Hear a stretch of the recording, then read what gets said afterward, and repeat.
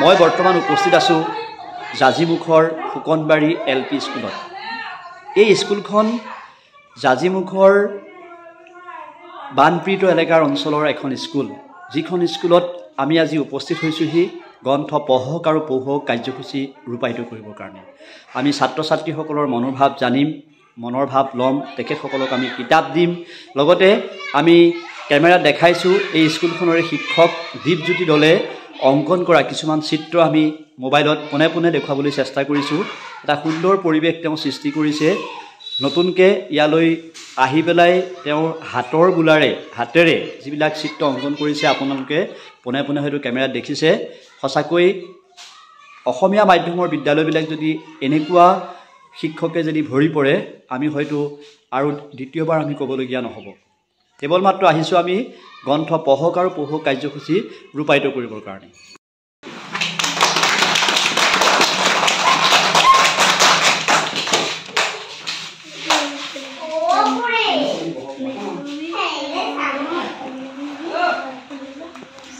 মই সকলোকে যোৱাৰ সম্ভাষণ জনাইছোঁ।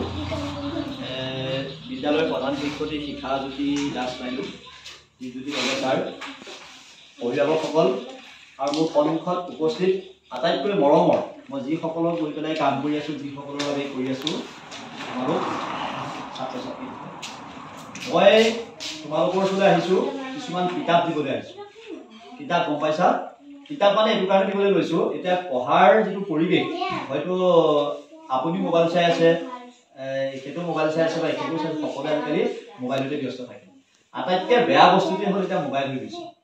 মানে মোবাইলে এনেকুৱা ধৰণে মানুহক বেয়াৰ দিশলৈ লৈ গৈ আছে, আপোনাৰ সৃষ্টিশীলতা, আপোনাৰ চিন্তা শক্তি, আপোনাৰ ইঘৰৰ লগত সিঘৰৰ যিটো মানৱতা বা মানে যিটো মৰম ভাৱ, সকলো নাইকিয়া কৰি পেলাইছে। এতিয়া আমি সেই মোবাইল বেয়া বস্তু বুলি ক'বলৈ বিচৰা নাই, মোবাইলক একাষৰীয়া কৰি অলপ আঁতৰাই পেলাই আমি কিতাপ পঢ়িব লাগিব আৰু এই পঢ়াৰ পৰিৱেশটো উঠি অহা ল'ৰা ছোৱালীখিনিক আমি দিব লাগিব। নহ'লে কিন্তু আপোনালোক মানে কৈছোঁ নহয়, ভৱিষ্যতৰ আমাৰ এনেকুৱা অন্ধকাৰ দিশলৈ গৈ আছোঁ য'ত নেকি আমি আমাৰ মগজুৱে একো কৰিব নোৱাৰোঁ।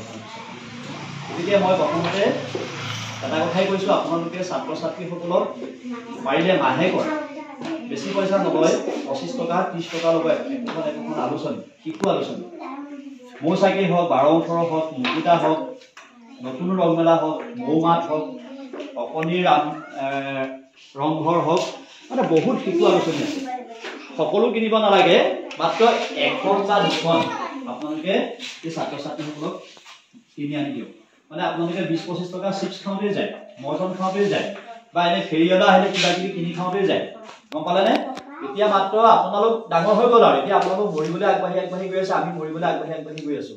কিন্তু আমাৰ সেইটো লক্ষ্য নহয়। আমাৰ লক্ষ্যটো হ'ব লাগে এই উঠি অহা কণ ছাত্ৰ ছাত্ৰীসকলক আমি কেনেকৈ ভাল মানুহ বনাব পাৰোঁ, সুনাগৰিক কৰিব পাৰোঁ, সেইটোহে আমাৰ লক্ষ্য হ'ব লাগে। গতিকে আমাৰ আন্দোলনটো হ'ল গ্ৰন্থ আন্দোলন। গতিকে এতিয়া জাজিমুখৰ দৈ বুলি ক'লে গোটেই জগত বিখ্যাত, আপোনালোকৰ সম্পদ। কিন্তু আপোনালোকৰ ইয়াত নিজে এই বস্তু মানে যিটো বাণিজ্যিকৰণ, মাৰ্কেটটো আপোনালোকে ল'ব নোৱাৰে। এই ছাত্ৰ ছাত্ৰীসকলৰ মুখলৈ চাই আপোনালোকে সকলো ওলাই আহক, বিশেষকৈ পঢ়াৰ পৰিৱেশ কৰক। আপোনালোকে নাচ গান কৰক, নাচ গান কৰিবলৈ মই হাত দিয়া নাই। আপোনাৰ ল'ৰাটোৱে নাচে, মানি লৈছোঁ, এটা বয়সলৈকেহে নাচিব, তাৰপিছত তাৰ কাম নাইকিয়া, ইভেলি হৈ গুচি যায়। এই ছোৱালীজনী নাচিব, এটা বয়সলৈকেহে নাচিব। এতিয়া আপুনি যদি কয় যে মোৰ ছোৱালীজনী বৰ ধুনীয়া নাচে, সেইটোত আপুনি অকল আত্মসন্তুষ্টি, তাৰ বাদে কাম নাই। আপোনাৰ ল'ৰাটো যদি কয় গান গাই বুলি ক'লে মানি লওঁ, সি গান গাব এটা নিৰ্দিষ্ট লেভেললৈ আগবাঢ়ি গৈ থাকিব, সেইটো কৰক। এই কিছুমান বস্তু আমি যিবিলাক অদৰকাৰী বস্তু কিছুমান লৈ পেলাই আমি আত্মসন্তুষ্টি লাভ কৰি আছোঁ, সেইখিনি কিন্তু আপোনালোকৰ মানে কাৰণে বেয়া বস্তু বুলিহে মই ভাবোঁ। আপোনালোকে বিশ্বখনৰ কথা জানিবলৈ মোবাইলতে চব পায়, সঁচা কথা, কিন্তু পঢ়াৰ পৰিৱেশটো হ'ব লাগে। চাবচোন আপোনালোকৰ টোপনি নাহে, আমি টোপনি নোহোৱাৰ কাৰণে কি খাওঁ, স্লিপিং টেবলেট নহয়নে? আপোনালোকে কিতাপ পঢ়িবলৈ লওক, আপোনালোকৰ টোপনি চব আহি যায়, গম পালেনে? গতিকে আমি এই কিতাপ যে দি আছোঁ অকল আপোনালোকৰ জাজিমুখতে নহয়, শদিয়াৰ পৰা ধুবুৰীলৈকে দিছোঁ। মই য'তে যাওঁ কিতাপ এনেকৈ কিনি লৈ যাওঁ, স্কুলত দিওঁ, ছাত্ৰ ছাত্ৰীসকলৰ সৈতে কথা পাতোঁ, সিহঁতৰ গোটেই কথাখিনি জানো, আৰু এনেকৈ অভিভাৱকসকলক কিছুমান কথা কৈ থৈ আহোঁ। কিছুমানে বেয়াও পাব পাৰে। এতিয়া আজিকালি আপোনালোকে যদি অধ্যয়ন দিব, নিচুকনি গীতটো নিজে গাবলৈ চেষ্টা কৰক, মোবাইলটো লগাই পেলাই নিচুকনি গীতটো নুশুনাব, গম পালেনে? আপোনাৰো অভ্যাস কমি গৈছে। বা সেই বাছি বাছি বাছি বাছি বেয়াটো ল'ব ভাল। গতিকে আমি মানুহ জাতিটোৱে তেনেকুৱা সদায় বেয়াটো খুচৰি দিওঁ কিন্তু ভালটোত আমি কেতিয়াও খুচৰি দিওঁ। গতিকে সেইটো কাৰণে আমি সদায় ভাবি লৈছোঁ সদায় বাতৰি কাকতৰ চাকৰি এডভাৰটাইজৰ পৰা আদি কৰি দেশ বিদেশৰ বিভিন্ন ভালবিলাক কথাবিলাকো পাতি থাকে। মোবাইলত পাই বুলি কৈয়ে মোবাইলত একো নাপায়, বহুত দেৰি চাৰ্চ কৰিব লাগে, নেট থাকিব, কিবা থাকিব, চব বেছি খৰচ হৈ যায়।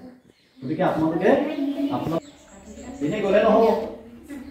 আমি আপোনালোকৰ ইয়াতে জানিমুখৰ কি বুলি কয় এইফালে হাতীখাৰৰ ওচৰতে অকল এইখিনিয়ে সোমোৱাই থ'লে নহ'ব, পঢ়াব দেই। মই অলপ কিতাপ কৰি আহিছোঁ আপোনালোকৰ বাকী মই এইফালে এতিয়া ল'ৰা ছোৱালীখিনিক দিম, আপোনালোকে হেৰি কৰিব দেই। এয়া ছাৰে তোমালোকৰ কাৰণে কিতাপ আনিছোঁ।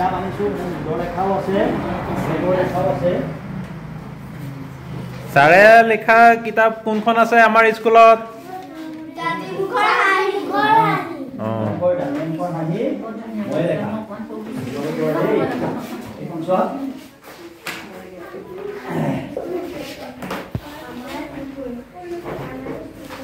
হৰিচন্দ্ৰ ভাওনা চাইছা নাই?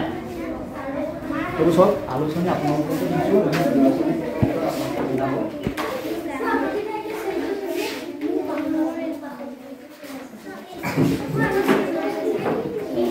চাই লওক তাৰপিছত আহি স্কুলত আপোনালোকে হেৰি কৰিব দেই।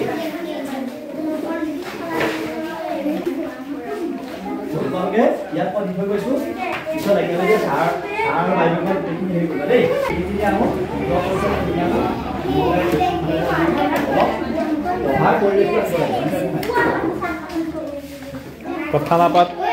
আপোনালোকক এইখিনি কথা ক'লোঁ, আপোনালোকে ভাল বুলি ভাবিছে গ্ৰহণ কৰিব, বেয়া বুলি যদি ভাবিছে আৰু আপোনালোকে আমি ক'ব কথাতে অসমৰ চুবুৰীয়া নলবাৰী গৈছোঁ, বঙাইগাঁও গৈছোঁ, এইফালে তিনিচুকীয়া, ডিব্ৰুগড় কোনো জেগা বাকী নাই।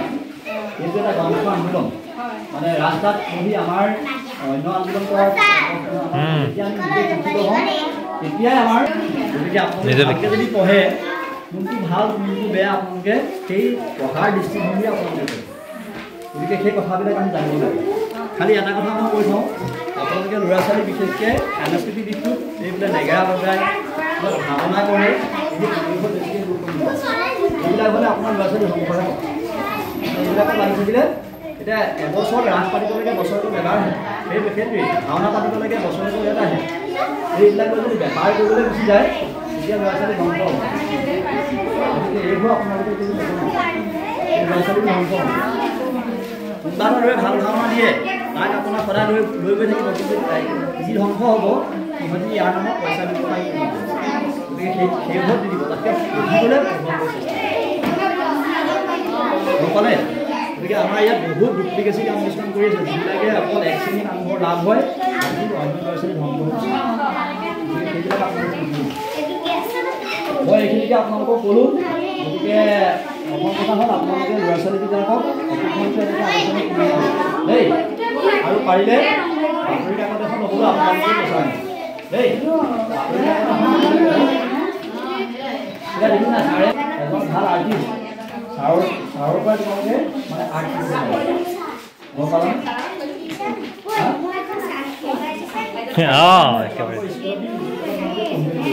দেই স্কুলতে থাকিব, ইয়াৰ পৰাই তোমালোকে পঢ়িবা। তোমালোকে ছাৰক সকলোৱে থেংক ইউ এটা দিয়া। ঠিকে আছে দিয়া, ভালকৈ পঢ়িবা।